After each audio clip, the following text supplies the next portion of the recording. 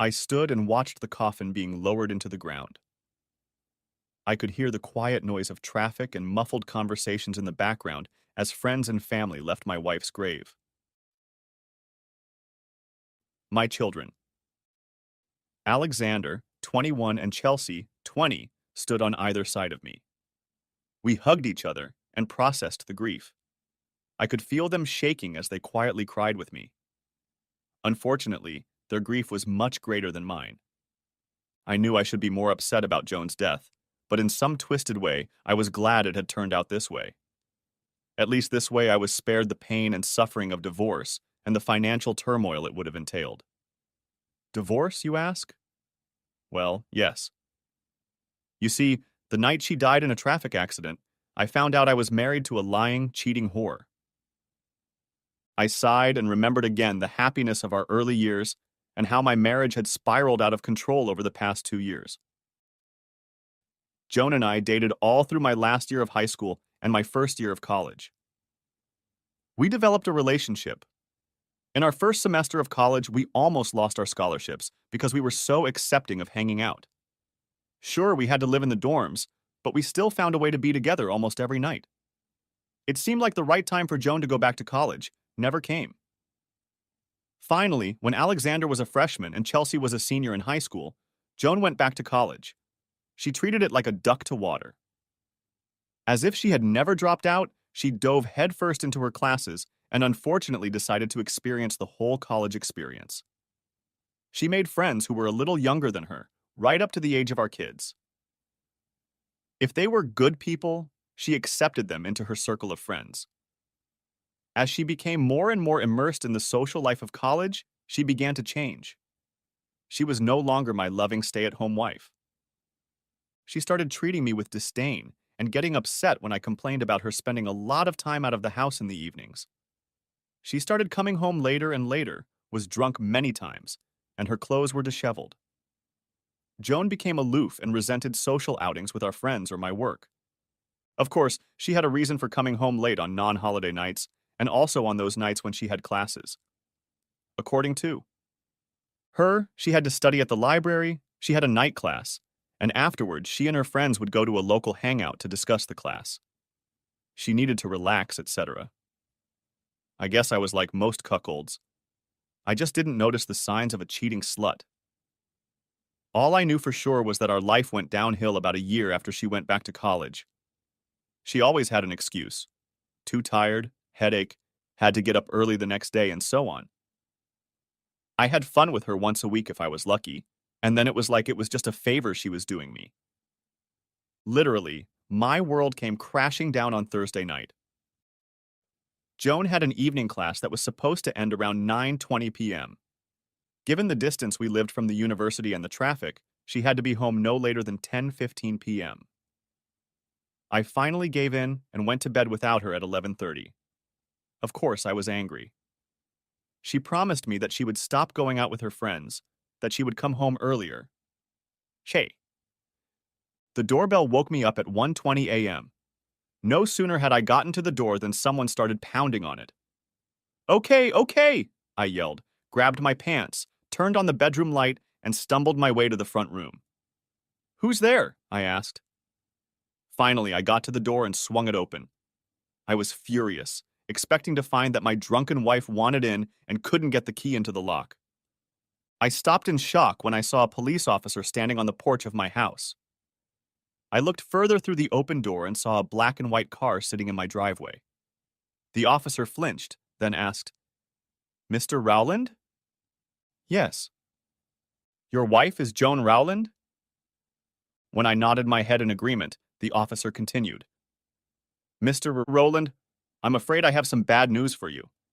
The van your wife was riding in this evening was hit by a semi-truck. I'm afraid she and the 3 young men traveling with her were killed in the accident. The driver of the semi-truck was obviously drunk and ran a red light at a high rate of speed. Excuse me, sir. Are you alone, sir? Or is there someone you can call? About that time, my daughter Chelsea came down the stairs. She was dressed in a robe and was wiping her eyes from sleep. Daddy, what's wrong? The officer looked at her, then said, Sir, I'm sorry. If you stop by the station in a day or two, the accident report will be ready. We'll also need you to examine the body for verification at your earliest convenience. He tipped his hat and said, Ma'am, I'll just leave you guys to it. Again, I apologize. I stood in the doorway and watched the police car pull away from my driveway. I could feel the tears streaming down my cheeks, and then Chelsea put her arms around me and led me back into the house. After I told her what had happened, we sat in the living room together and cried. We dozed off sitting together on the couch. Finally, around 6 in the morning, I shook myself awake and started making plans for the next few days. I called my son at his apartment, then Joan's parents and my parents. I also called the funeral home and arranged for them to pick up the body. I was still in a state of shock, but I was starting to come around a bit. Before I could think about the implications of my wife's death, the man from the funeral home called. He said they could only pick up the body after I identified it. I called to make an appointment to see Joan. While I was on the phone, I remembered that the officer had said Joan had died while riding in the van. I called the police to make sure she wasn't in her car. I also asked about her purse and other personal items. The officer told me that they did not have any of Joan's personal belongings. From the records, they tentatively identified her by the medical bracelet she was wearing. After I identified Joan's body, my daughter and I went to the university and drove around until we found Joan's parked car. I gave Chelsea the spare key. I waited for her to start the car and followed her toward home. When we got home, Chelsea and I searched the interior of the car, looking for Joan's purse and books. When they weren't there, we opened the trunk and found several items, many of which shouldn't have been there. Joan's purse was lying neatly in the trunk on top of the neatly folded dress she had worn to class the night before. Opening the purse revealed several unused condoms. Later that day, to pass the time, I started cleaning the car and found 3 used condoms under the front seat to pass the time. I started to get frustrated, even angry. Sometimes Chelsea drives to college in our car instead of her little pickup truck. My first thought was that she was entertaining one of her guy friends in the back seat. I got out of the car, evidence in hand, and yelled, "Chelsea, come here for a minute, please." When Chelsea entered the garage, her eyes still red from crying, I turned to her and growled, "How do you explain this?" I watched her turn white and then red as I continued to speak. I thought, no, I hoped we raised you better than this. You know it's not the best form of birth control. I know your mom told you how much trouble you could get into using them. How could you risk that? Chelsea stood staring at me in shock. Then her face broke and she burst into tears again. Through her tears, I heard her say, "Daddy, how could you think I would do something like that? Are you telling me they're not yours? You borrowed the car last weekend. Who else could have?" I felt my stomach clench, and I felt nauseous. I stopped talking and looked at my daughter. She was looking into my eyes, and I could see that the same thought had visited her too. Her hand came up to her mouth and she blushed again. "Oh," she said. "Oh, no, no, Daddy, it can't be. Maybe it was Alex. He uses Mom's car sometimes." And then the rest of that day and the next were filled with phone calls and visits from family and friends. Our relatives from out of town started coming to services. I finally called the police station and learned that the accident report was ready. I told my family I was on my way to pick it up, and then Chelsea looked up from her conversation. "Hold on, Daddy. I'm coming with you." I started to tell her no, that I wanted to be alone, but she kept talking, not letting me finish. "No, Daddy. I'm going. You don't need to do this alone, and besides..." Well, when we got to the police station and told the female officer why we were here, she got a sad look on her face. She turned and walked over to the file cabinet in the back room. She took an envelope from the folder and walked back to the window. She placed the envelope on the counter and ran her hand over it. She looked at my face and said, "Mr. Rowland, I don't know how much you've been told about this accident, but..." She took a deep breath and exhaled and then continued. "You really shouldn't look at that report unless you need to. Just let your wife go and keep the good memories." "I'm sorry, sir." I stood in confusion for a moment, then snatched the report out from under her hand. "Thank you, officer. We had some problems, but we loved each other deeply. Of course, we'll have good memories of our life with Joan." The officer threw me a pained look and turned back to her desk as Chelsea and I walked out of the station. As we got into my truck, I took a moment and opened the report. The first thing I saw was a stack of photos. The van was a mangled mess, with the cab of the semi resting on top of it and the front bumper just where the center seat should have been.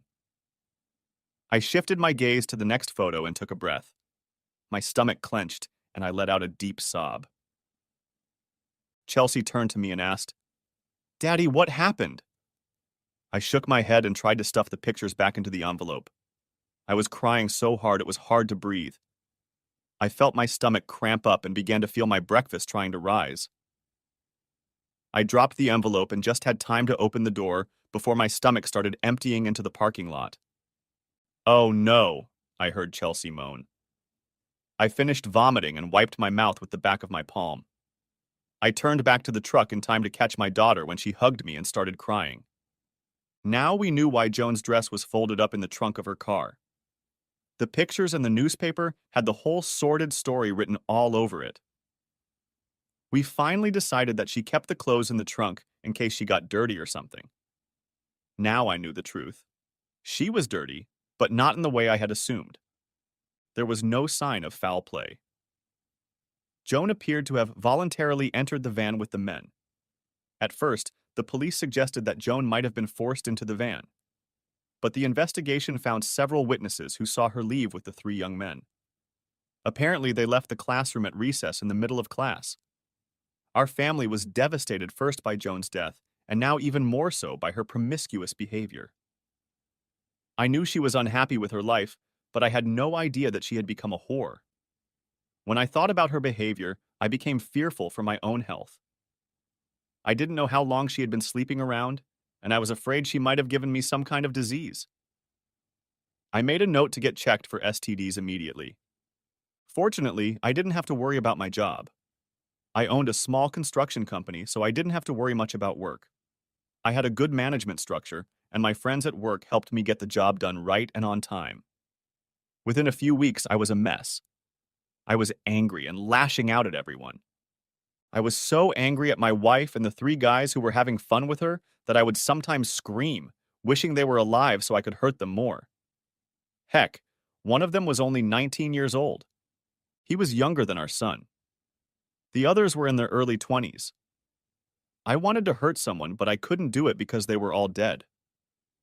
I kept putting off going to the doctor to get an STD test because I was embarrassed to do it. Finally, my kids made an appointment for me and took me to the doctor. After the test results came back, I found out I had gonorrhea. I know I should have gotten tested as soon as I thought about getting sick, but I just didn't. It had been so long since Joan had allowed me to do it with her that I went back to doing my own thing. One day, about 3 weeks after the funeral, I was sitting in my living room drinking and going over the accident report. I felt like making someone pay for my pain again, and then it hit me. I couldn't make my whore wife or her lovers pay, but I could get to the trucking company for denying me that opportunity. I decided to see if I could sue them. When I contacted the lawyer, he was almost cackling with joy. It seems this company had a habit of hiring incompetent drivers. They had a history of accidents and traffic violations. He thought it would help with any case we brought against them. I told him to file a lawsuit, and off we went. Of course, as it happens in these cases, the case dragged on, but eventually ended. Nearly 2 years after the accident, I was living almost $3 million better off, even after the lawyer took his 30%. My life was still in the crapper, but at least I now had the means to build a really nice house. Life was horrible. I was no longer enjoying my job, and I couldn't be in the house my wife and I had built for ourselves. I finally decided that I would just drop everything and move away. I know I was running from my memories and pain, but so what? At the end of May, my son graduated from college with a degree in construction management. He had already been working part-time for the company for several years, and I decided to hand over day-to-day management to him. I allowed him and his new wife to live in my house rent-free, on the condition that the guest house was always at my disposal. My daughter had her own apartment in the basement. She had taken up residence in a room that at one time was intended for servants. I made it clear to her that she could continue to live in her basement apartment until she decided to move. I prepared legal documents that spelled out living arrangements, job, salary, responsibilities, and so on. I had no idea when I would return home or where I would be going, so I tried to provide for everything. And my daughter was getting a degree in business administration and was also working part-time for a company, so I felt safe leaving. 3 weeks after graduating from college, I loaded up my brand new F250 Super Crew Powerstroke 4x4 and hit the road. I had no idea where I was going, when I would get there, or how long it would take me to get there. I had a small 26-foot fifth-wheel trailer with everything I needed inside. I guess the hippies of the 1960s would say I was trying to find myself. I was hauling my little 650cc motorcycle on a rack I had constructed in the back of the trailer. Since it was early summer when I left, I turned my nose north and rode. It was amazing. The farther away from home I got, the more relaxed I felt. The first day I drove 12 hours, stopping only for gas and other necessities. The second day was the same, and then I arrived in Rapid City, SD. I had never been there and fell in love with the Black Hills. I found a small campground and settled in. Every day I got up to see the sunrise. I would leisurely drink coffee, enjoying the morning, and then have a late breakfast. In mid-morning, when it warmed up a bit, I would go for a bike ride. If I saw a beautiful place, I would stop and enjoy the view, or go down the trail to admire the view, or bike to it. I took many scenic rides on my bike while enjoying the Black Hills. I especially liked the little town of Keystone, SD. I rode the train between there and Hill City several times and explored both towns very well. There were a lot of beautiful women there, too. Several local wineries make outstanding wine. Perhaps I bought and drank too much of it, but so what? In the evenings, I would go out to dinner in town or to a bar, or I would cook at camp and have a drink with my 3 companions. Me, and me. Sometimes, while walking around camp, I would stop and visit with other campers. Occasionally, someone would stop at my place as well. I was surprised at how many of the campers were regular travelers. Many of them didn't have homes, just trailers or motorhomes. Wow. They all seemed so happy. We exchanged stories. At first, I didn't want to talk about Joan, but eventually I just said that my wife was killed in a traffic accident and I needed to get away to heal. Many times I was not asked for details about her, and rarely about my children. It helped me and allowed me to bury the pain somewhat. I spent 3 weeks at this campground and then decided to move on. I continued west on I-90 highway and came to a little town called Sturgis. Oh, you've heard of it? Well, I found out that the bike rally was about to start, so I decided to stay. I found a good place to put my trailer and started setting up. I stayed there until the end of the rally, and oh, how much fun I had.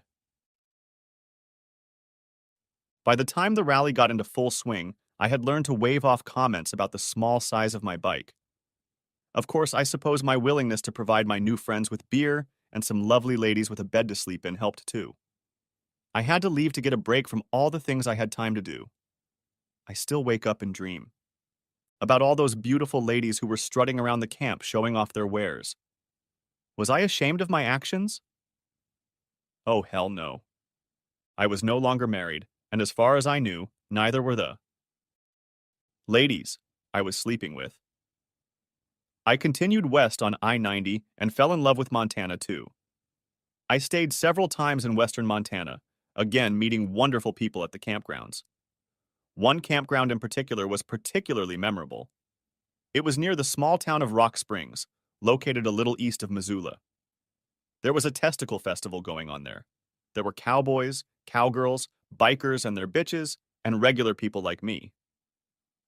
I was only there for 1 day and night. During the day, I got to see a wonderful wet t-shirt contest. I must confess that I did nothing but watch that evening. The next morning, I traveled on and was out of the mountains by late afternoon. I decided I didn't really like the country I was driving through. I depressed the gas pedal and tore toward Seattle, Washington. Oh boy, I spent another month there just sightseeing. I relaxed on the beach for a few days, then hiked up Mount Rainier and relaxed again. I was regaining my strength, forgetting about my pain, and it felt great. Finally, I decided to move south and took US 1 and 101 highways. If I saw a place I liked, I stopped. It took me another 6 weeks to get to San Francisco. I stayed there for a few days and then moved south. For some reason, Southern California didn't appeal to me. There were lots of beautiful women there, and on the beaches they displayed their wares for all to see. But something about their behavior left me cold. They seemed uninteresting and fake to me, so I headed east on the I-10 freeway. Oh my. Boring. This part of the US consisted of miles and miles and miles and miles. I finally arrived in one of my favorite cities, San Antonio. Joan and I really enjoyed the river trip, and even though I had memories of it, I enjoyed my week there. I found even more great food and beautiful, willing women. I met one girl who quickly won my heart. She was part Latina and worked at the campground where I parked my trailer. She checked me in, and for some reason we got along very well. In the evening when I checked in, I was sitting under the awning of my trailer, and she was walking down the road in a tiny two-piece swimsuit. All of her parts were on display, and she was perfect. I figured out her age. About 22 or 23. It later turned out that she was 27. She was about 5 feet 7 inches tall and weighed about 125 pounds. Her black hair was almost shoulder length, and her smile lit up the evening when she saw me. The little varmint walked up to me and said, "What are you doing out here in this heat? At least you should be in the pool and cooling off. I know for a fact it's nice and cool in there. If you don't like the pool, many of us go down to the river and swim there. The pool is cleaner, though." I know it's hot here, but I was just enjoying the views. I'll probably get to the pool soon. I really needed to unwind after my day trip. Well, come on down soon. The water's great down there, and there's usually some nice people to chat with. Mary smiled sweetly at me and turned back toward the center of the campground and the pool, located about 75 feet from my spot. I got up and went inside to change into my swim trunks and then followed her to the pool. When I got there, Maria was swimming, however, in the deep pool. In the shallow end were two younger children with a chubby woman I mistook for their mother. An older couple was sitting at one of the tables reading. I dove into the water and swam 3 laps quickly, then climbed out and got my lounge chair. I jumped into the water and climbed into the chair. It sank under my weight so that only my shoulders and head were showing out of the water. Leaning back, I opened my beer and watched Maria. Maria and I talked for over an hour before she had to leave. I learned that she was the daughter of the owner and had just gotten her degree in business management. She was married, but her husband was drinking and promiscuous, so she divorced him. She moved back home to help her parents until she decided what she wanted to do with her life. Her parents were semi-retired, and she was trying to decide if she wanted to run a business for them or go into another line of work. She liked the relaxed atmosphere of the camp, but the earning potential was less than other places. Over the next 2 days, Maria and I became very close. She was easy to talk to and a lot of fun. I told her about my marriage and how I eventually just handed my business over to my kids and went off into oblivion. We discussed her desires and dreams. During my trips outside of camp, I noticed that there was no store or gas station within some distance.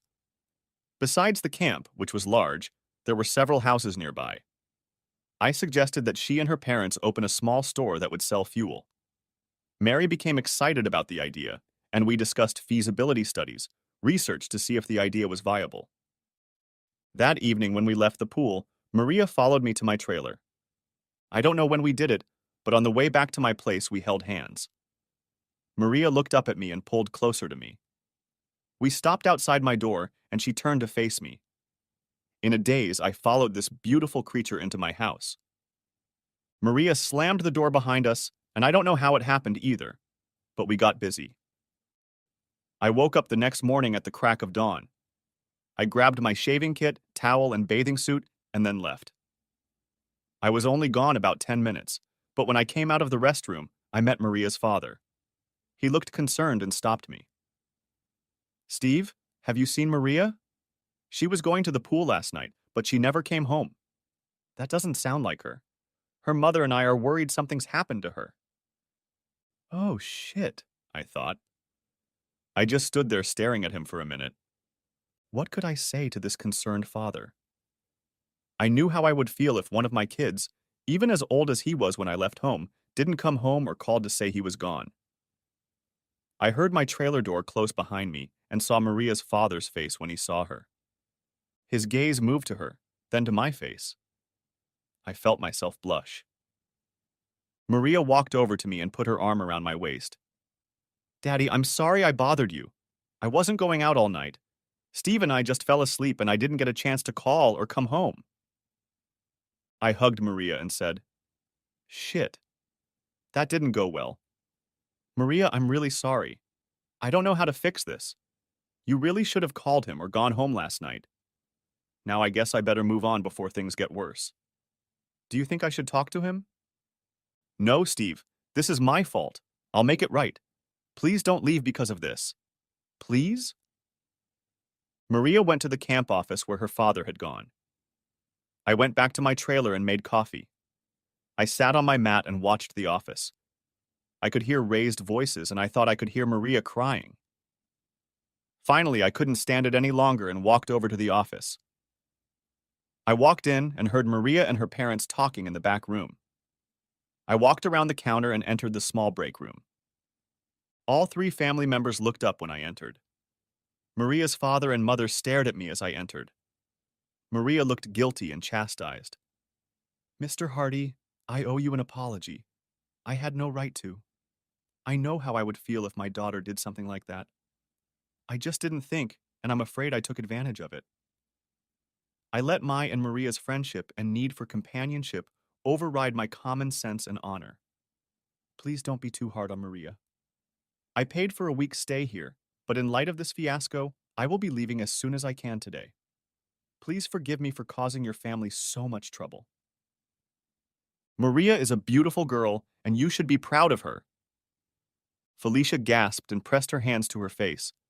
She began to cry and said, How can we be proud of what she did this night? We taught her that you can't sleep like that. Mr. Hardy looked at his wife, then at me. He took a step toward me and stopped. He turned to his wife and enclosed her in his arms. I felt my face redden, and I let out another apology. No, I didn't mean it like that. Yes, we acted rashly, but that's not what I meant at all. Maria has a degree from a good college. She is intelligent, educated, and capable. She's a fine young woman. I'm sure she feels bad about bothering you. Look at the sadness on her face. But be proud of her accomplishments and forgive her and forgive us for breaking decorum. Maria drew close to me and put her arm around my waist. She leaned her head on my shoulder and looked into my face. The corners of her eyes showed moisture. She turned to her parents again and said, Mom, Dad, I told you I was sorry to bother you. I didn't mean to do it, but, Mom, I'm a woman now, and I have feminine needs. I like this man. He's special, and I let my emotions rule me last night. Mom, you know he wasn't my first. Please don't blame him for that. I led him to the trailer and got in before he did. I rushed over to him. Maria smiled at me and then continued. He's only a man, Mom. He did what nature intended. Felicia gasped and blushed again. Mr. Hardy looked at both of us, but especially at Maria. He lowered his eyes and said, You're right, Maria. You are a woman now and should live your own life. We just expect more attention from you while you live under our roof. I don't like you sleeping around, but that's your decision. Just from now on, please let us know so we don't worry so much. Mr. Hardy turned to me and continued, Steve, I can't say I like or approve of what you two have done. Heck, you're old enough to be her father, for goodness sake. How would you feel if a man your age slept with your daughter? However, there's no reason to leave if you don't want to. What's done is done. I think it would be best if I left. I turned and started to leave, but Maria held me back. Maria looked startled and said, "No, please, Steve. Don't leave now. Please. I want to talk to you about business and just please stay a few more days." For me, I gave in and stayed another week. Maria and I talked about plans for the business and her future. I had never been as close to her parents as I had been, but they were polite to me. Mr. Hardy liked the idea of opening a small market and fuel depot. I made suggestions for the project and spent a lot of time with Maria. She was very special. I felt more alive with her than I had since Joan's death. By the time I decided to leave San Antonio, it was getting chilly at home. Not only did I not want to go home, but I didn't want to return to winter weather, so I decided to drive on to Florida. The day I was leaving, Maria was crying. She clung to me and made a spectacle of kissing me goodbye. I even saw some regret on her parents' face. Strangely enough, I was having a hard time moving on too. I had a business card for the company that had their phone number, email, and mailing address on it. I knew they had my phone number and email address, which I had listed on the registration card. Maria stood looking after me as I drove away. As long as the campground was in sight, I could see her if I looked in the rearview mirror. I found myself driving again on the I-10 highway heading east. At least this time the landscape wasn't as desolate as west of San Antonio. I had 5 days before I booked a spot that was carved in stone. I made the most of them and took a leisurely drive east. See, I owned a few weeks of timeshare with a company that had their resorts in the southeast. I planned to spend some time at these properties, otherwise I could have stayed with Maria longer. I lay by the pools and chilled at the resorts, but something was missing. As I recovered, I met more nice people and enjoyed socializing more and more, but I missed the good times I had in San Antonio. I moved further south and finally made it to the Florida Keys, ending up in Key West. It's so crowded there that I used my bicycle to get around most of the time. I had to be careful about drinking and driving, but I spent many nights at local hangouts within walking distance of the RV park. I also took advantage of the bus service. I made friends with many of the employees at my favorite bars and restaurants. I assumed I had become a resident because I had been there for 3 months. My kids were upset that I didn't go home for the holidays, but I just didn't feel like doing it. I invited them over to my house, but they declined. On Christmas Eve, I found myself at my favorite restaurant and bar, sipping margaritas and listening to holiday music. I had already finished my meal and was in no hurry to get back to my lonely trailer. It was already 8:30 p.m., and the customers had almost all left. The employees had closed all parts of the place and were cleaning up, preparing to close at 9 o'clock to go home to their families. My favorite waitress had been waiting for me all evening. I noticed that she looked almost as sad as I did. She walked up to my table and said, "Last call, Steve. Do you want one more before you go home?" I looked up at her and, without thinking, answered without hesitation. I saw a trail of tears on her cheek and reached up to wipe them away. She flinched when I reached for her and recoiled. I managed to take her hand and pull her to me and then said, "You look as sad as I do, Amanda. It looks like you've been crying. I'm sorry I scared you. I wasn't thinking. I was just going to wipe a tear from your cheek." Amanda flinched when I said that, and the tears flowed in earnest. I pulled her into my lap and hugged her while she cried. Her boss came out of the kitchen and stormed over to us. He reached for Amanda and said, "Damn it, Steve, what are you doing to Amanda? I thought you were a good guy. Now let her go and get out of here before I call the police." I let go of Amanda and started to get up, saying, "Hey, Sid. I didn't mean to upset her. I saw her crying and asked what was wrong." She started crying even harder, so I put her in my lap to hold her for a while. "Don't make a big deal out of it. I'm sorry." I started to walk away when Amanda said through a sniffle, "No, don't go, please, Steve." She turned to Sid and said, "Sid, he didn't do anything. We were just talking and I snapped. I've been feeling sorry for myself all night and, well, you know why, and when he asked me what was wrong?" Sid said, Okay, Mandy, but if he bothers you, just yell. Why don't you leave now? Me and the guys will finish up here. Try to have a Merry Christmas. Amanda replied through a sniffle. Merry Christmas, Sid. Amanda watched Sid walk back behind the bar and followed him. They talked for a bit, then he smiled and handed her a large pitcher of margaritas and 2 glasses filled with ice. By the time we had finished half of the pitcher, Amanda told me about her tears. She had to work the early shift today and had told her live-in boyfriend about it. Yesterday, she had agreed to work the evening shift for one of her friends. The friend wanted to go out of town for vacation and wanted to leave early. Money changed hands, and they traded. Shifts. Amanda went to the beach and relaxed and then came home to change clothes, grab a bite to eat, and head to work. Upon arriving at their house, she found her boyfriend in bed with 2 of her friends. Of course, she got angry and they got into an argument. Since she started living with him in his little trailer, he kicked her out of the house, threw all her clothes out the door, and locked it up. Oh, Steve, she continued. Now I have nowhere to live, and I don't make enough to rent a place, even if I could find one on Christmas Eve. Sid said I could live on a cot in his garage for a couple days, but I don't know what I'll do after that. I guess I'll have to move on. Maybe move back home if my parents will let me stay at their place for a while for free.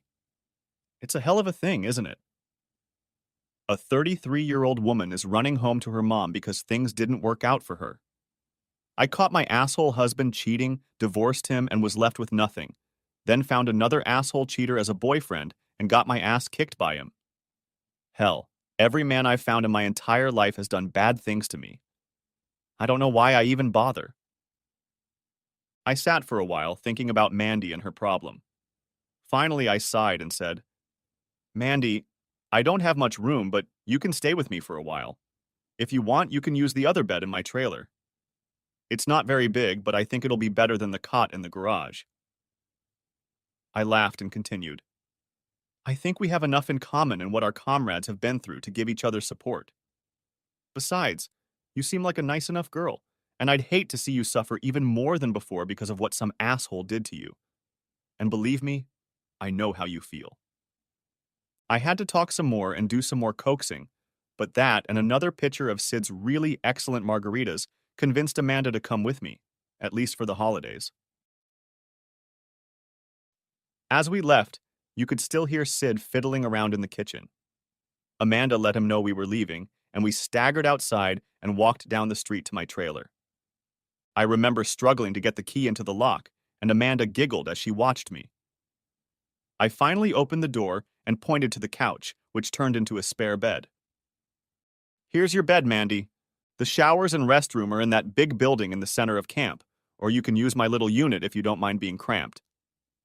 I usually use it at night and use the camp facilities during the day. I went to bed and knew nothing more until nearly noon on Christmas Day.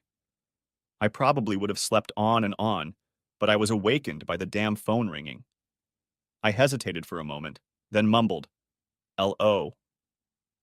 I heard Chelsea giggle over the roar of conversation in the background. In an overly cheerful voice, she almost sang, Merry Christmas, Daddy. How are you? We miss you. I was doing fine until you woke me up, honey. Giggling again. Woke you up? It's already noon. Why were you sleeping at this time of day? I forgot Amanda was in the trailer and wandered into the kitchen to make coffee. I looked up and Mandy blushed, turning her head. Oh, shit, I said. Sorry. Smack! I turned and hurried back to the bedroom when Chelsea asked, What are you apologizing for, Daddy? It's okay if you take a nap. I'm sorry we woke you up. I stammered back. What? Oh, nothing, honey. I just wasn't thinking, that's all. It's okay. I walked back to the main part of the trailer and saw Amanda making coffee. She turned and looked at me, and another small blush appeared on her face. She gave me a pained smirk and said, I guess you forgot I was here, huh? Yeah, sorry. I hope I didn't embarrass you too much. Daddy, who are you talking to? I thought you were still asleep. Oh, Daddy, I'm so sorry. I didn't mean to interrupt. No, Chelsea, it's nothing like that.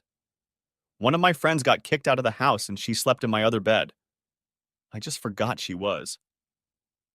Here, went into the kitchen to make coffee and startled her. You didn't interrupt anything. Chelsea giggled and I smiled, watching Mandy's blush turn to a deep crimson. Chelsea, Alex, and I chatted for a couple more minutes, after which I hung up the phone. For some reason, Amanda and I hit it off, and she never moved out of my trailer. The next 2 months flew by. Amanda insisted that since I was providing her with living space, she provide food and alcohol. It turned out she was a great cook, and we got along great. We became best buddies, but nothing more. By the end of February, it was time for me to head north again. I didn't want to spend the summer in Key West and was ready for a different landscape. On one of her days off, Mandy and I were lounging by the pool sipping margaritas. I finally made up my mind and decided I had to tell her I was moving on. I poured each of us another glass and said, Mandy, I don't know how to say this other than to just come out and punch you in the face. It's time for me to move on. I don't want to spend the summer here and I want to see my kids again. You helped me heal, and I enjoyed our time together, but... I saw Amanda's eyes glaze over slightly. There was a tremor in her voice when she said, I've been waiting for this. I knew you wanted to come back north when it got warmer. I really don't know what to do. I'm tired of working at the bar, but there's nothing else for me here. I have a little savings. I think I'll apply and take the bus home. Maybe I'll find something there. Tourist season is coming up, and a lot of places in Branson are hiring for the summer. Mom and Dad live just a few miles out of town, so I'll be able to stay with them for a while. After lunch, I went to the camp office and let them know I was leaving at the end of the week. It was Tuesday, and I figured I'd have time to tie up all the loose ends by then. I hoped Amanda could find a place to stay for the remainder of the time she was in town. The next day, Mandy came home and told me she had applied. She agreed to work for a week and train her replacement. Sid didn't. Want to give her 2 weeks' notice. She smiled and said, I'd appreciate it if you could drop me off at the bus station when you get off on Saturday. Sure. Anything for Mandy's friend. By Friday evening, I had packed everything and loaded it into the traveling compartment. The next morning, all I had to do was hook up the electricity, water, and sewer and leave. Amanda watched me make the final checks. And then a thought struck me. I said, Hey, Mandy, I'm heading north and this is on my way back to Missouri. Hell, my family only lives 70 or so miles from Branson. If you're not in a hurry to get there, why don't you come with me? I plan on stopping along the way and really don't intend to get home until mid-April. But if you want to leave early, you can. Heck, with each city closer to home, the cost of your ticket will be less. What do you say? Amanda sat looking at me, then smiled.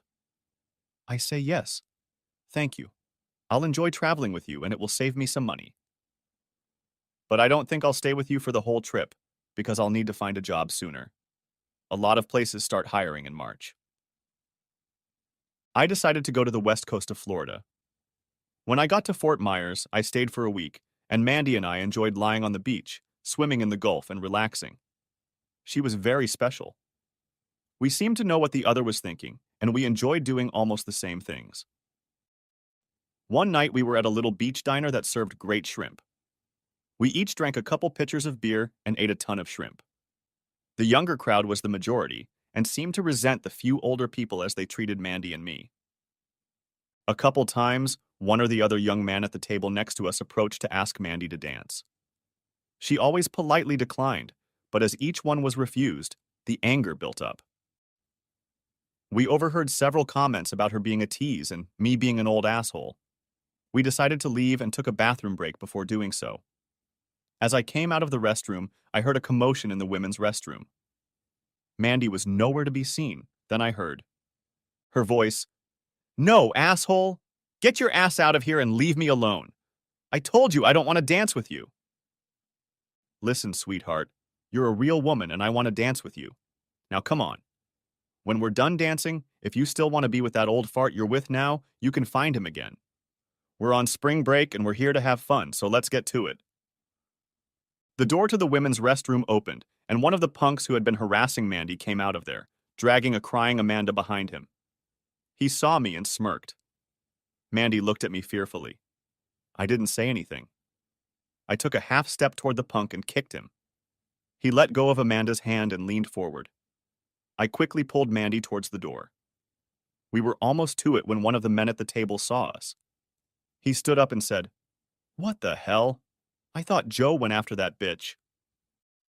The other two headed toward the hallway where the restrooms were. I sped up and pulled Amanda out the door. As soon as it closed, I heard a scream. We rushed into the truck and I rushed outside. We were already a few feet off the road when the door of the bar opened and 3 young men jumped out. They stood and watched us drive away. Amanda was crying silently. I reached for her and held her hand on the console for a moment. It took us 10 minutes to get to our parking lot. I got Amanda into the trailer and pulled her to me for a hug. She was shaking and crying as I gently led her to my bed. I sat her down and took off her shoes and laid her on her back. I took off my shoes and climbed into the bed to cuddle her. We both drifted into sleep. I woke up once during the night to relieve myself. I then went to the front of the trailer and made Amanda's bed. That's where I spent the rest of the night. The next morning, Amanda woke me up as we were making coffee. "Steve, thank you for last night. I know you lay in bed for a while with your arms around me. Why did you leave? I didn't want to kick you out of bed." "Mandy, I needed to go to the bathroom, and you didn't need an old man hitting on you after what you went through last night. I decided it would be best for both of us if I ended the night here." "You didn't molest me. I know you would never do anything like that. Why did I even think—" She looked at my morning wood covering my pants and blushed slightly, then continued, "Oh, I know you'd never do anything I didn't want you to." Amanda finished her coffee in silence and looked at me. "Steve, I'm done. I want to go home. I think if you take me to the bus station, I'll just leave you here." "Well, I can do that if you want, but I think I'm ready to move on too. Why don't we just pack up and leave? If I find a place I want to stay, I'll take you to the bus station. It'll save you more money, and it certainly won't cost me anything, since I'll still be burning fuel to keep driving." Amanda smiled and nodded her head in agreement. "Okay, if you're really going to leave, I'll stay with you until you stop again. Just don't leave on my dime." "No. After last night, I'm ready to move on too. I doubt those assholes would turn us in even if they knew the truck's license plate number, but I still want to move on. I'd hate to run into them again later on, where they could pounce on us all at once if they felt vengeful. I was planning on going to Bradenton or Clearwater in a couple days." Mandy smiled her 1,000-watt smile and hugged me tightly. "Is there anything I can do to help us get on the road, boss?" I assigned her a couple of lighter tasks and then set about getting the rig ready to move. Strangely enough, I was getting anxious to get home to Missouri. I had seen some beautiful country, met some wonderful people, and had had a vacation, but I was ready to get back into a rut. I was tired of my idle life and was ready for a challenge, to be productive. What surprised me, however, was that I didn't want to go back to my hometown and do business. At the thought of Joan and visiting the places we had traveled to, my soul still ached. As we drove down the road, Mandy and I started talking about home. She told me that her parents had a large lot on a lake. Outside of Hollister, Missouri, a small town south of Branson. She reminisced about her childhood and how much fun they had at the lake and running up and down the hills. Her description reminded me of the property I inherited from my wife after her death. It was just under 26 acres and was on a lake near Hollister. She inherited it from her parents when they died. It was her maternal grandfather's until he died. It was all that was left of a fairly substantial farm that the government had taken away when the lake was built. He retained ownership of this small piece of land, and at one time kept a fishing camp on it. As we approached the turnoff for Bradenton, I kept my course northward. As we passed one by one the exit ramps to Clearwater, Mandy glanced at me. I saw her considering several RV parking lots that normally would have caused me to pull over and linger. Finally, she turned to me and asked, "Steve, Why are we driving on? I thought you were planning on staying in this neighborhood for a while. You know, Mandy, I decided this morning that I'm tired of Florida and want to go home. The weather is nice here this time of year, but I guess I've already stepped back and healed. When you talk about your home and the lake and the hills, I get homesick. I think I'll just move back to Missouri, at least for the summer. I can drop you off at the bus station if you want, but since I'm going home, I might as well just come with me. I'll get us home almost as fast as the bus, and it'll be much more convenient for you. Are you sure, Steve? You're not just doing this for me, are you?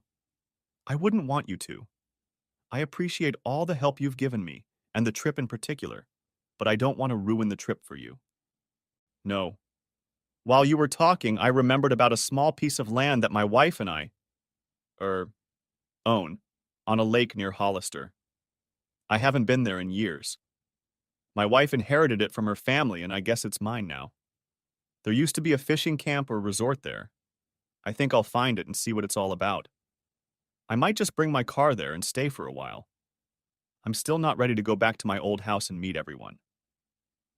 I'm sure the whole town knows what Joan did to me, and I don't want to face that. For some reason, I also can't be excited about returning to my company. My son and daughter run it as well as I do, judging by the financial reports I've been getting, so why bother? Besides, if I go back, their income will drop somewhat, and they're young and need money to get a start in life. Okay, Steve, if you're sure you're not just doing this for me, I'm fine with it. It took us 3 days to get to Amanda's house. It was very difficult to get the car through the small, narrow roads to her parents' house, but we made it. She was welcomed with open arms and lots of tears. After meeting them, I tried to drive out, but her dad didn't want to hear about it. He made me roll the trailer up to their house and hook it up to the plumbing and electricity. Amanda had told her parents how much I had helped her, so they treated me royally. Admittedly, I noticed a few questioning looks, and I was sure they were wondering about Mandy's virtue. Oh, come on. A beautiful woman has been living with a man for almost 3 months now, and they're not sleeping together. Hell, even I wouldn't have believed it, even though I knew it was true. I loved Amanda to death, but we were friends, not lovers. I just couldn't explain it. She was one of the few available women I knew. Oh, sure, I had my eye on her, but not to the point where I dared to put her to the test. After a week, I think we even convinced her parents of this. I was sitting on the terrace one evening when her father came out with a couple of bottles of Newcastle ale. He sat down next to me, handed me the beer, and said, "You know, Steve, I just can't understand you, son. You're a great guy as far as I can tell, and I appreciate you helping Mandy the way you did, but hell, I just don't understand how you all can be the way you are. Hell, I know how I'd feel if my wife did what you did, but..." I felt a surge of pain when Frank spoke of Joan. He seemed embarrassed to see the look on my face. I said, "You know, Frank, I've done some things on this trip that I'm not very proud of. I've had my share of women, especially at first. I guess I was trying to get even with Joan or something. Hell, I don't know. Maybe I was trying. To prove that I was still a man, still desirable to women or something. I don't know. When I first met Amanda, she was working at a bar in Key West, and I was attracted to her, but we became friends, buddies. When her boyfriend kicked her out of the house and I invited her to stay with me for a few days, I promised her I wouldn't bother her so much. I guess we started socializing, but neither of us felt the need to move on to anything more. Frank looked at me and shook his head.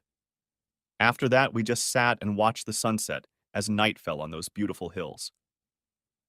As the sun disappeared behind the hills, Frank turned to me again and said, "Yeah, Mandy told us that you have a piece of land somewhere out here on the lake. She said you were going to stay there for a while?" "Yeah, I figured I'd try to find it. I hadn't been there in about 10 or 12 years, I guess. It belonged to my wife. She inherited it from her grandparents. There used to be a fishing resort there, and I thought I might spend the summer there if I could find a way to move my trailer to a good spot." Frank sat and thought for a few minutes, then said, "You know, about 3 miles down the road, there's a piece of land that could be yours. There are some old docks on the shore and a few crumbling shacks. I think some woman lives in the best of them and kind of looks after the place. Tomorrow is Saturday and I'm off work. We can go take a look if you want. I have a map in my trailer. I'll get it out now and we can take a look. I knew it wasn't far from here, but I wasn't sure exactly where. I was going to call around the neighborhood and try to find someone to direct me if I couldn't find it. I picked up the map and returned to my chair. Frank and I studied it and he said, "Yes, I think this is the place." He looked at my car and continued, "We'll take my little Jeep Wrangler if you don't mind. Some of the roads here can be pretty rough and narrow. There's no point in taking your truck until we're sure we've picked the right spot." Early the next morning, right after breakfast, Frank and I packed up the cooler with lunch and beer and hit the road.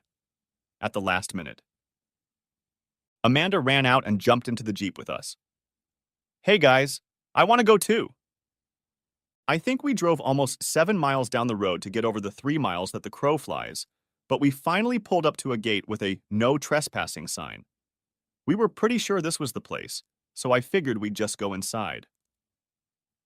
After another 300 feet down a narrow trail, we came to a steel cable stretched across the road and another "no trespassing" sign. This time, the cable was padlocked. We couldn't get past it except on foot. I said, "Well, it looks like we're going to have to hoof it from here. I don't have the key to the padlock with me. I'm not sure I even have a key."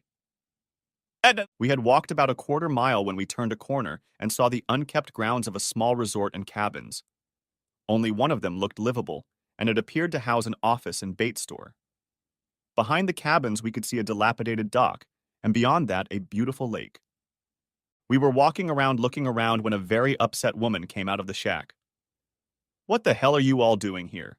Can't you guys read? This is private property, and I know you ran at least one no trespassing sign to get here."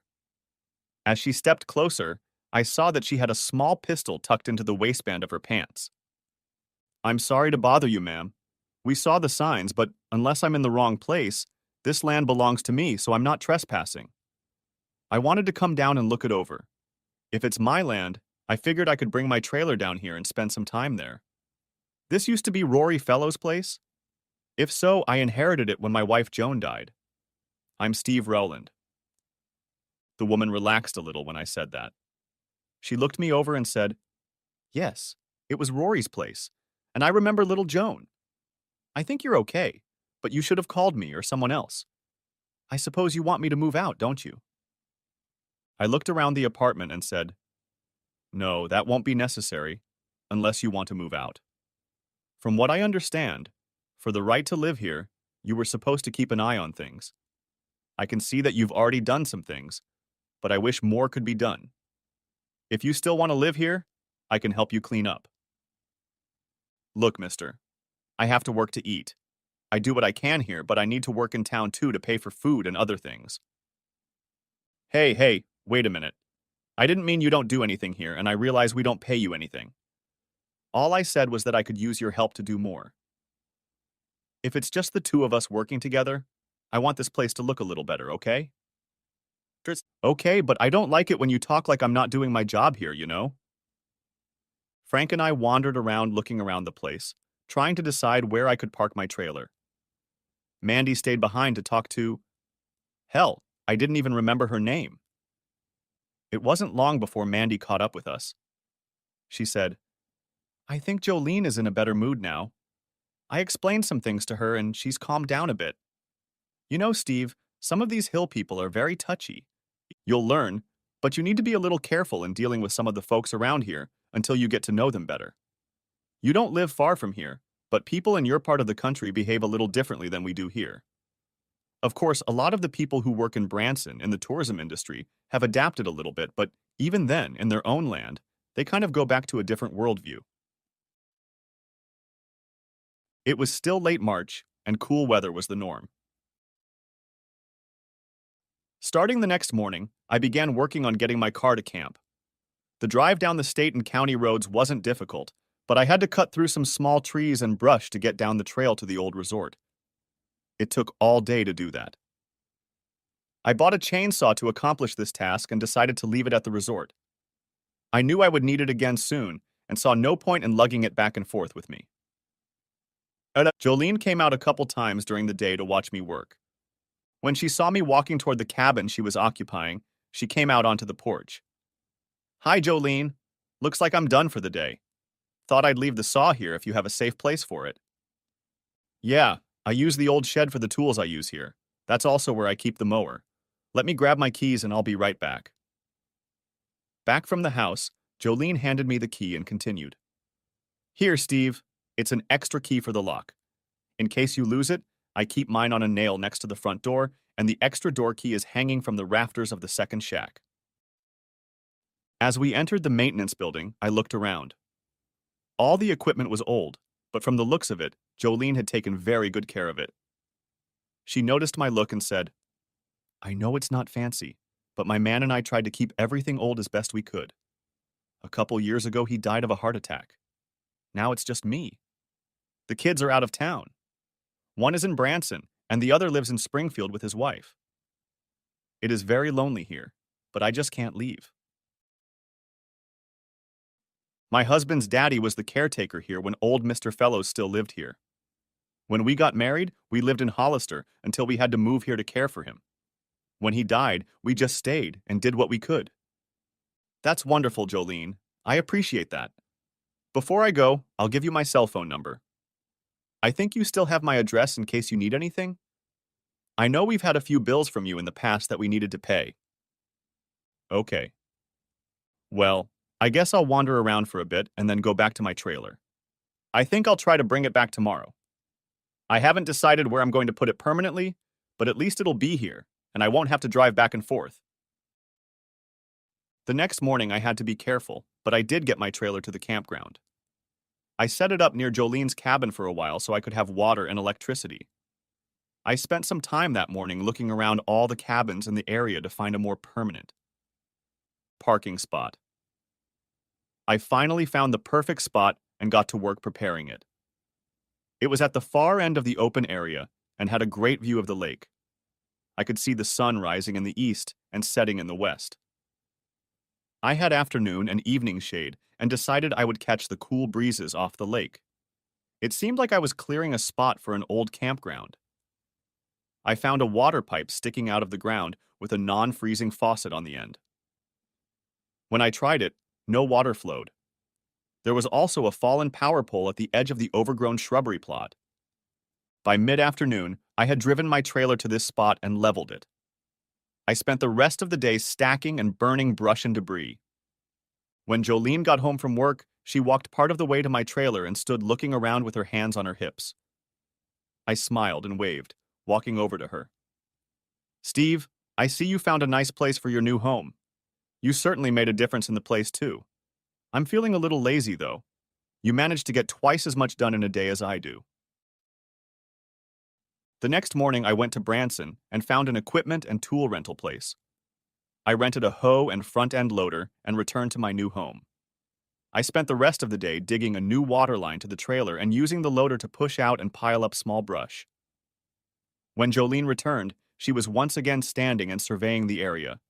She shook her head and, without saying anything, left for her house. The next day, after laying the water line from the well to the trailer, I covered it and leveled the trench. Then I tackled the road, clearing the ditches and moving the brush away from the edge. I also cleared a section of beach all the way down to the lake and along a small creek that flowed next to my trailer and into the lake. I also dug up the vegetable garden area and then went back to hoeing. The next day I sowed grass in the areas that had been mowed and covered it with straw, and then I just sat and rested most of the day. It was in my 60s, so I hung my hammock up so I could look out over the lake and relax. The next project was to repair part of the dock so I could get my boat out of storage and tie up. I planned to do a lot of fishing when the season opened. I was spending money to renovate the old house, but not a lot. It was cheaper than what I was spending on the trip, and I think I was happier. I kept in touch with several people I met while traveling across the country, and they were all interested in my project. What's more, several of them said they would come visit me if I had a place where they could leave their cars for a few nights. I was excited about this and spent a few more days clearing out parking lots for my friends. I called my son and asked him to bring one of our hose and dump trucks so I could use them. I repaired the road once more and hauled several loads of gravel to improve it. And then, after running water and electricity, I decided to pour concrete pads in the areas I had cleared for the RV. By this time, Jolene was no longer surprised to find another major change when she returned home. Moreover, sometimes in the evenings she would even come out and help me if I was still working. I also kept in touch with Maria and her parents. She was very interested in my little project, and every time we talked, she wanted to know what I had done since the last time. She kept marveling at the pictures I sent her, and one day said she really wanted to see the place in person. I replied, "Why not? It's very beautiful here in early June. Why don't you come and see me then? Take your parents with you if they want to come too." I think I'll do that. Can you make a reservation for me somewhere? No. I have a cabin here that's not in too bad a condition. I'll clean it up and fix the major problems, and you and your family can use it if you all come. If it's just you, that's okay too. I have some friends who plan to come here in the summer, and they have several sites for their RVs, so if you all want to come by car, you can use one of them. My kids thought I was crazy to do all this work and spend money on the old campground, but after a heated discussion, they recognized that it was my land and my money, so if it made me happy, it would be okay. Besides, I think they decided they would enjoy coming here and spending a few weekends when it got warmer. In mid-May, my first visitor showed up. They arrived with a 36-foot tractor trailer and could barely get it into the house. It took us a few minutes to properly place it on the pad and then plugged it in. The first day they arrived, we just talked and found out what was going on. Over the next week or so, they did tourist activities, attended shows in Branson, and even used my pontoon boat to spend the day on the lake. Just before the first car left, another friend of mine pulled up with a slightly smaller fifth wheel. We accommodated them, and they followed the lead of the first couple. Jolene was still unsure of her reaction to the change, but I caught her visiting friends several evenings. The second couple and I were visiting one evening, and they were complaining about the long drive into town for groceries, beer, and so on. "Steve, why don't you stock up on some stuff at that store over there? It would make life easier for your customers." "Hey, Haas," I said. "I don't run an RV here.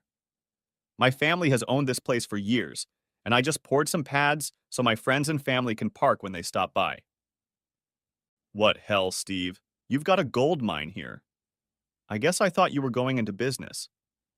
I've been telling some of our friends how nice it is here, and a couple of them have told me they plan to come and stay with you." "I'm sorry. I misunderstood. I'll call them and tell them they need to find another place to stay when they come to Branson." When the first couple left, they tried to pay me for the place. I refused because I told them I considered them friends and guests, not customers. "Damn it, Steve. I consider you a friend, but you've put a lot of labor and money into setting this place up. We've used your water, electricity, and sewer. You need to do something about that at least." He pushed a check toward me and said, "Here, take this check for electricity and water at least. Besides, I never paid you for the boat and fuel we used. I know it's not as much as some nicer places, but I figured $30 a day for the site and added another $250 for the boat and fuel. Now I won't take no for an answer. Heck, the old lady and I want to go back. You have a great place to vacation here. If you had a pool, it would be perfect." As the second couple was leaving, they also insisted on leaving me a small check for the electric bill. To my surprise, late in the evening of June 1st, I received a phone call from Maria. "Steve, were you serious when you said I could come see you on June 1st? "Of course, Maria. Will you come over? I would love to see you here. I've missed our conversations and would love to see you again." "Good. I was afraid you were just being polite. When can we come over?" "Anytime you want to show up, dear. I don't do anything but fiddle around with things. I've already had a couple friends stay for a few days, but they left last week. It's just me and the caretaker here now." "Steve, we're in Hollister now. Can we come over tonight?" "Hell yes. Do you need directions or can I come and walk you over? What are you driving?"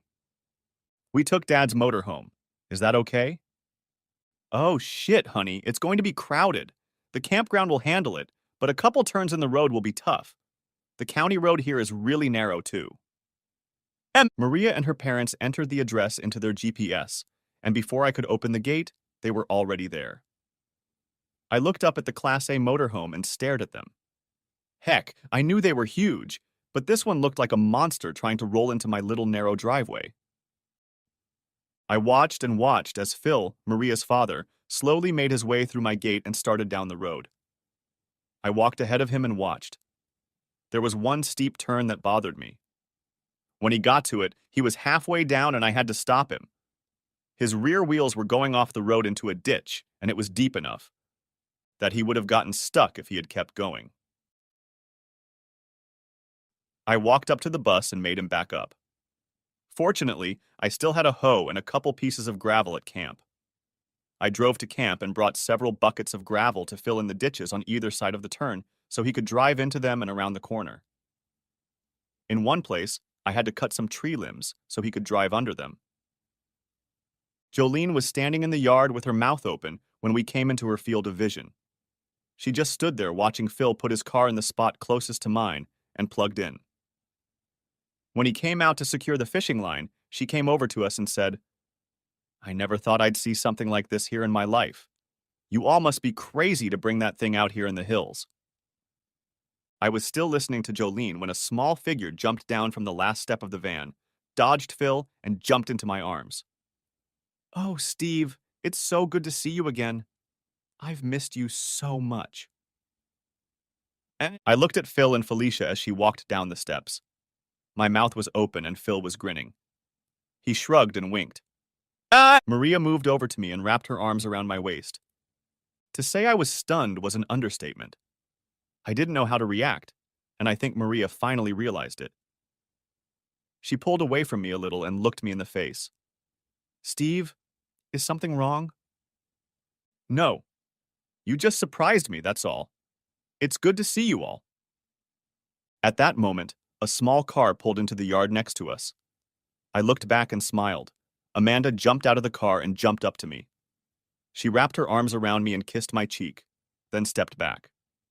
She looked around at my new guests and said, "Hi, everyone. I'm Mandy. I didn't know you guys were here. I just came to talk to Steve and then I'll get out of your way." Mandy's eyes glistened. She said, "Steve, I should have stopped by here first and told you the news." "Oh, Steve, I got the job. I'm the new assistant manager at Ride the Ducks. I work from noon till closing. Now I can pay you back all the money you spent on me in Florida. I just should have told you that before I went home." "Mandy, honey, we had a deal in Florida. You bought the food and I paid for the trailer space. You don't owe me anything else.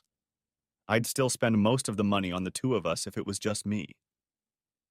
"Yes, I know, but I owe you at least for the ride home, and I intend to pay." Maria looked at Amanda, her jaw clenched and her eyes glittering. I thought tears appeared in the corners of her eyes. I saw a hint of the Hispanic woman character I'd encountered a couple times in San Antonio. She turned and almost collided with the van. Felicia looked at me, and without saying a word, followed Mandy. Phil looked at me, and Mandy shook his head and continued setting up his van. Mandy looked at me, then at the van. "Steve, is there something wrong here? I didn't mean to interrupt you." "I don't know, Mandy. It's Maria and her family. I thought I told you about them. They have an RV parking lot near San Antonio. We became friends while I was there, and I invited them to visit. They just arrived, and I thought everything was fine until you showed up." Mandy thought for a moment, and then she made a grimace and said, "Oh, shit. That's the girl you've been talking to all the time, isn't it? The one you've been pining for?" I nodded my head affirmatively, and she continued, "Steve, I'm sorry. I think I messed things up for you. Shit. I hope I can fix it now." Mandy walked around the front of the van and said, "Sir, I think I've made a big mistake. Can I come into your van and try to work things out with your daughter and wife?" I didn't hear what Phil said, but Mandy walked back to the door, knocked and walked in without waiting for an answer. I stood looking at the door as Phil came back and stood next to me. About that time, I heard Maria screaming inside the van. I couldn't make out what she was saying, but I knew she wasn't happy. I heard a smack and a scream from Mandy, and then Felicia's voice. Phil looked at me and said, "Well, son, I think we have a real problem here. If you had another woman, you should have told Maria about her before we got here. You know she hasn't even looked at another man since you left us. All she could talk about was coming here and seeing your son. How long have you been with this woman?" I didn't know which part of Phil's conversation to address first. I was in shock. Hell, I knew Maria and I had been close in Texas, but damn. Hell, I was 40, and she was what? Maybe 28. Hell, she wasn't much older than my kids, and it sounded like she thought we were a couple. Shit, what am I supposed to do now? Admittedly, if I'd gotten involved with another woman, Maria or someone like her would have been a good catch, but damn, she was just a kid. Finally, I decided to answer all of his questions, but in reverse order. I told him about Amanda and how we were just good friends. I explained how we started living and traveling together, and then I said, "Damn it, Phil. I had no idea Maria thought we were more than just good friends. I..." Phil looked at me and said, "Son, do you really think my Maria just jumps into bed with any of our guests? I was thinking more about you." "Oh shit, Phil. You know that's not what I meant. I just... Oh shit, I don't know what I meant. I guess I really screwed up, didn't I?" There had been silence in the van for some time now. The door opened and Amanda stepped out. She had a red stain on her cheek. Maria followed her out, her gaze lowered. Felicia was the last in line, and she looked sheepish but pleased. I sighed, not seeing blood. Well, not really. I walked over to Amanda and touched her cheek. She took my hand and squeezed it.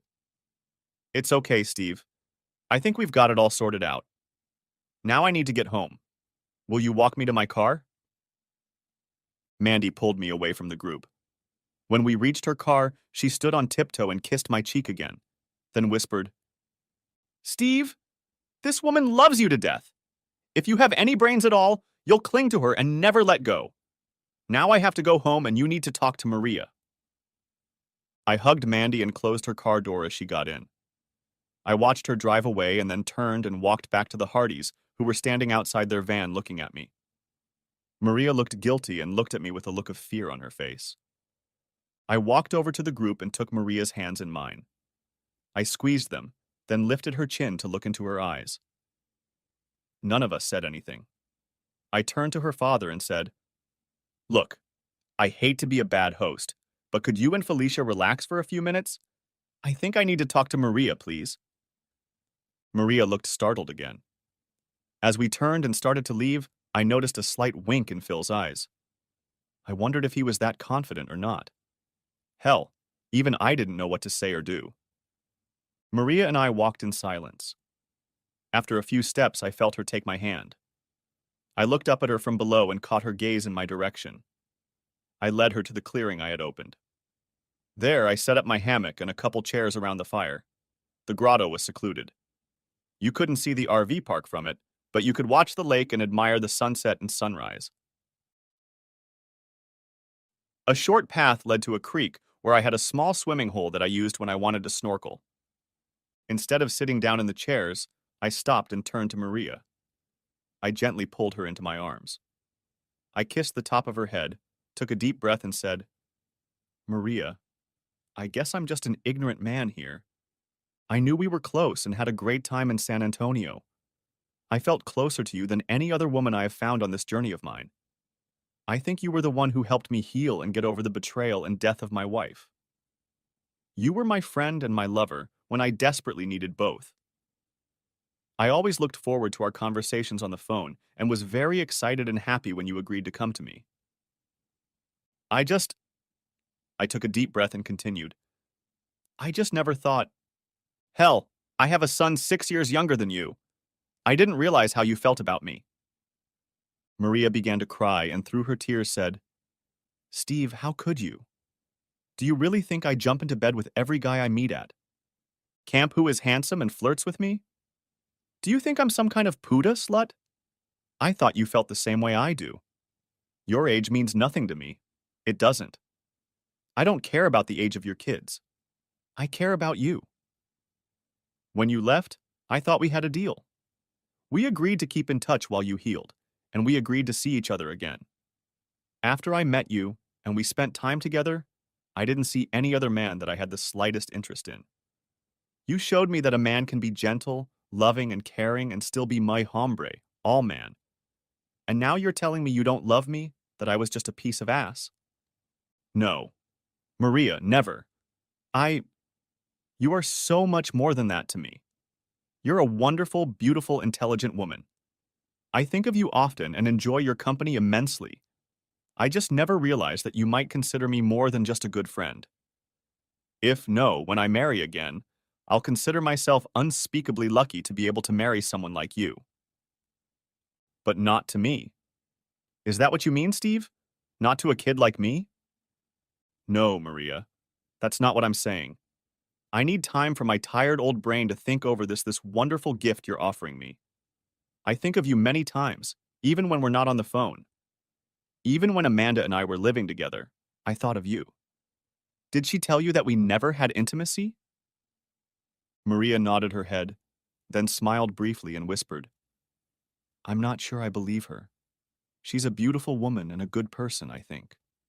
I'm not sure any man could live with her for 3 months in a small trailer and not get her into bed. Maria pressed her lips together tightly, then said, That's good, Steve, but how many have you had fun with since you left me? None, Maria. There were many before you, after Joan died, and none afterward. At times I thought about it, but I decided I was putting it off because of Mandy. Maria started to cry, and I could see the anger on her face. I hurried my response and continued, No, Maria, that's not what I meant. I meant that I usually bring women to my trailer, and since she was there, I didn't feel like, oh, shit. Everything I'm about to say would be untrue. I admitted that since our breakup, I hadn't had any interest in other women. Sure, I admired beautiful women as any man should, but I'd never even tried to get another into bed. I just wasn't interested. Only one woman had been in my bed since I left San Antonio, and that was Amanda. We were out to dinner one night, and some college guys tried to hit on her. She got upset, and I kept her in my bed for part of the night. But we were fully clothed. Maria smiled and said, Yes. She told me about that night. She said her feelings were hurt when she woke up and found you sleeping on the couch she usually used. The rest of the week we went fishing, lay around camp, or went to whatever shows they wanted to see. Sometimes we would look at buildings and locations. The more they saw, the more Maria and Phil tried to talk me into reopening the campground and RV parking lot. And that Friday morning, Phil and I went into town to get some groceries. I still worked a little bit each day, but very little. I mostly bought groceries and things needed to entertain Maria and her parents. When we got back, Maria and Felicia were working on the cabin, which was in better condition. They had ripped off a lot of rotten boards, ripped out the carpet in the living area, and had already finished taking apart the ruined kitchen cabinets. Maria turned as we entered the cabin and smiled at me. She jumped up to me and gave me a hug. Then she pulled away and looked at me as if guiltily. Honey, please don't be mad at us for starting this job before we talk to you again. We talked this morning after you left and decided that this cabin could be renovated for very little money. Even if you buy new appliances and cabinets, I think we can do it for less than $5,000 if we do the work ourselves. One of your friends called while you were gone and wanted to stop by for a visit if you were home and had room for their van. I told them to come over. There was plenty of room. Was that okay? Anyway, after I did that, we talked about the cabin, like I said, and decided to start working on it. If we can get it finished next week, they will be able to see it while they are here. I know it will be available to rent for at least $700 a week and at least $900 during the heaviest vacation season. If you do that, you'll recoup the cost of the renovation before the summer is over.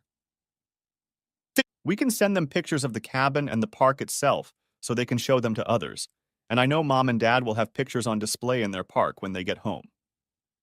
We have heard some of the people who stay in our RVs say they were going to come to Branson or have been here recently. A beautiful park like yours, I'm sure some would come here to stay, even as far away from the city as it is. A lot of people don't like the hustle and bustle of a big park in a crowded area. I'm sure athletes would come here as well. Please, can we at least finish this cabin? I laughed and hugged her. Her enthusiasm was impossible to resist. Okay, okay. We'll finish this cabin, and I'll clear out a couple more RV parking lots. I'll call Alex tonight and arrange for him to keep the backhoe longer and send over the tools I'll need. Maria made an embarrassed look and said, Thank you, dear. I know you won't regret it. Do you think we could open a little store that sells items that run out quickly? You know, dry goods, sodas, canned goods, and so on. If you put up an ad for fishermen, you could even stock up on fishing supplies. I bet if you had a liquor license, you'd make money selling beer to your guests too. We sell a lot at Daddy's Park. Couldn't we do that? I laughed again, then said, I'm not so sure about that, Maria. Jolene lives in the old office and store, and that's where we'll have to put all this stuff. We may even have to replace the refrigerators. I'm not sure she'd want the store back in her house. Can we ask, please? Or we can put another shack for an office and store if she won't let us use her shack. I don't feel like talking about it either. Jolene is a good person, but you know she doesn't do much around here to earn free rent. I think you should ask her to do more or maybe start charging her. I'm not sure that's right for me, dear. Let me think about it for a while. Saturday morning, Mary and her mother went into town to find carpet and cabinets and stuff for the cabin. Phil, I think, was napping. I was sitting in the shade resting when Jolene came out and sat next to me. I decided this would be a good time to bring up the subject of the little store and some of the other things Maria had mentioned. Jolene, how are you doing this fine morning? I think I'm fine, Steve. Just feeling a little overwhelmed or something. I guess I feel guilty too. I know I don't really help you out on evenings and weekends. Hell, you do everything during the week that I did on weekends. It's a little busier around here now than I'm used to. It doesn't feel that way, if you know what I mean. Steve, I don't think I'm going to want to keep working here if you bring in a bunch of people who are always running around, sticking their noses into things, and always messing around. I was wondering what you were going to do here. Jolene, I'm sorry. I probably should have talked to you about this earlier. When I came here, all I wanted to do was bring my trailer here and live in silence like you. Then I got calls from friends who wanted to visit me, and I set aside a few places for them when they came over.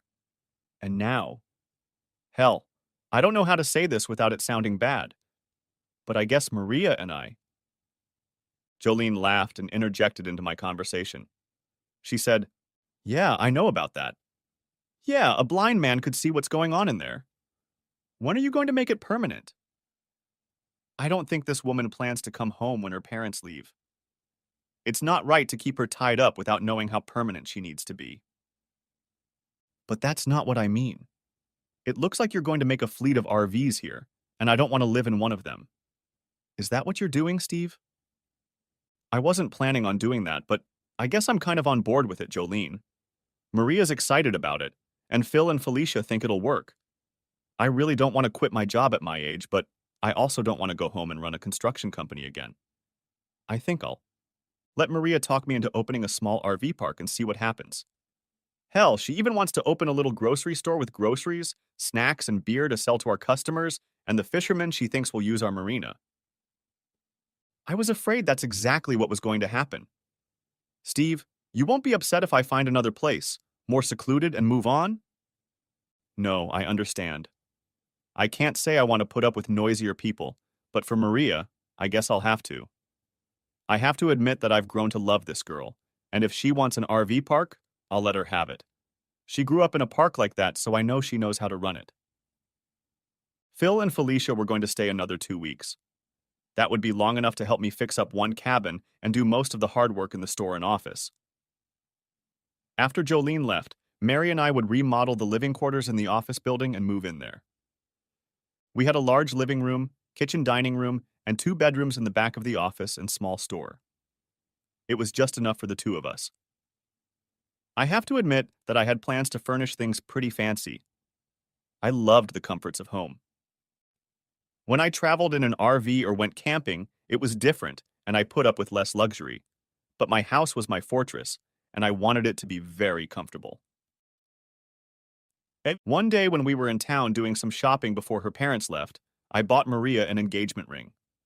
I don't remember asking her to marry me, but I can't say I was upset with the way things turned out. She took me to the store, and we picked out a ring. Her smile lit up the sky for the rest of the evening. Every time I looked at her, she was either looking at the ring again, or her mom was doing it.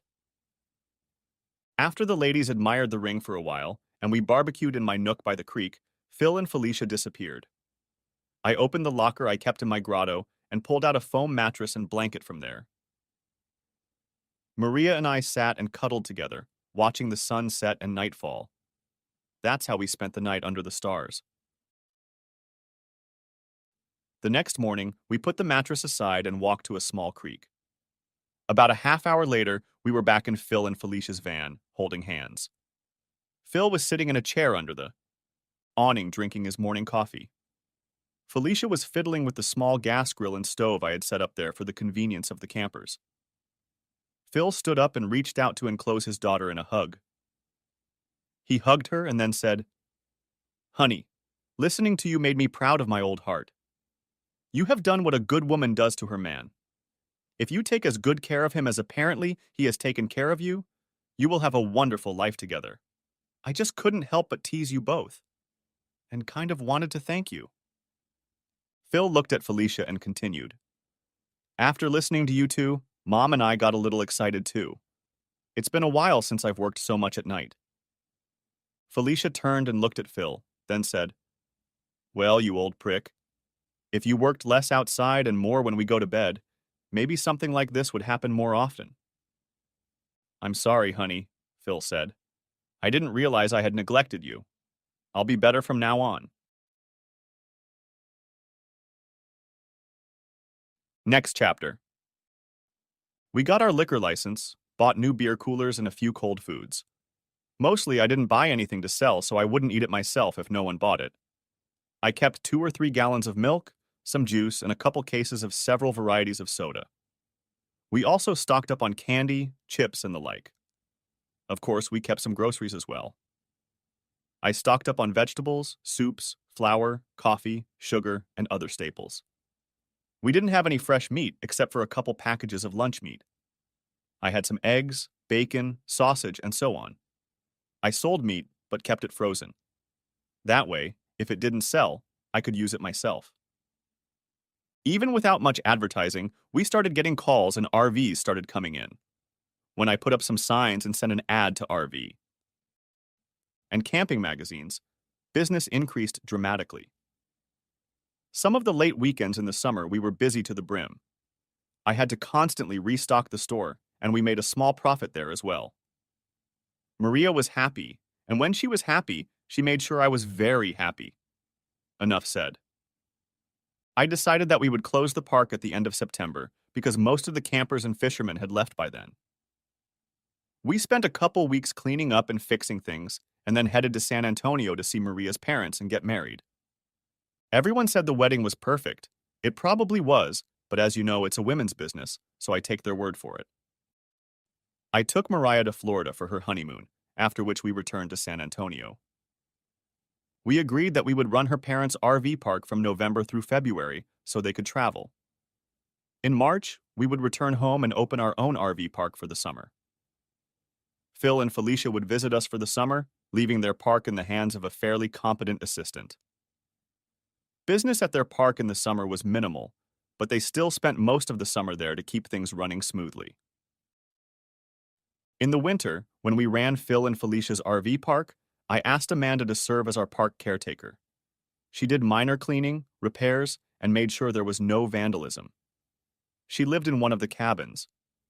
During the summer, she worked in Branson at seasonal jobs.